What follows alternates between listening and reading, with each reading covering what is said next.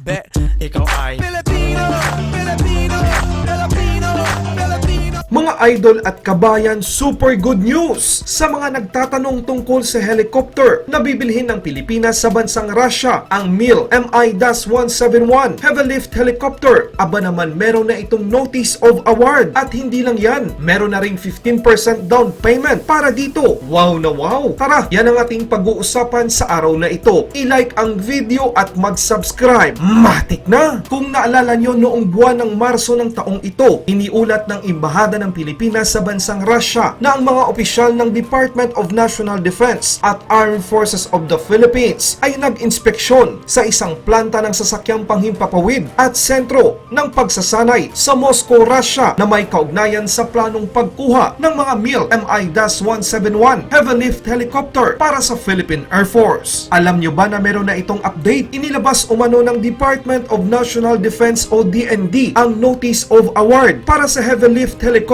acquisition project ng Philippine Air Force. Wow! Credit and respect kay Max Defense Philippines. Ang Notice of Award ay inilabas pabor sa gobyerno ng Russia sa isang kasunduan na nagkakahalaga ng mahigit sa 12.7 billion peso para sa MI-171 heavy lift helicopter. Sa mga nagsasabing malabo at hindi ito matutuloy, well, pasensya na kayo dahil tuloy na tuloy ang pagbili nito. Mga idol at kabayan, pabor ba kayo na sa bansang Russia tayo kumuha ng heavy lift helicopter? Mag-comment lang kayo sa video na ito. Idinagdag pa ni Max Defense Philippines na ang isang kontrata ay inaasahang pipirmahan sa lalong madaling panahon upang masakop ang kinakailangan sa pagpupondo para sa 15% na down payment o paunang bayad ng heavy lift helicopter acquisition project para sa Philippine Air Force sa ilalim ng Revised Armed Forces ng Philippines Modernization Program, kaya naglabas ng naturang espesyal na allotment release order. Alinsunod sa naiulat na award, ang Department of Budget and Management o DBM ay inaprubahan at inilabas ang isang espesyal na allotment release order o SARO na nagkakahalaga ng mahigit sa 1.9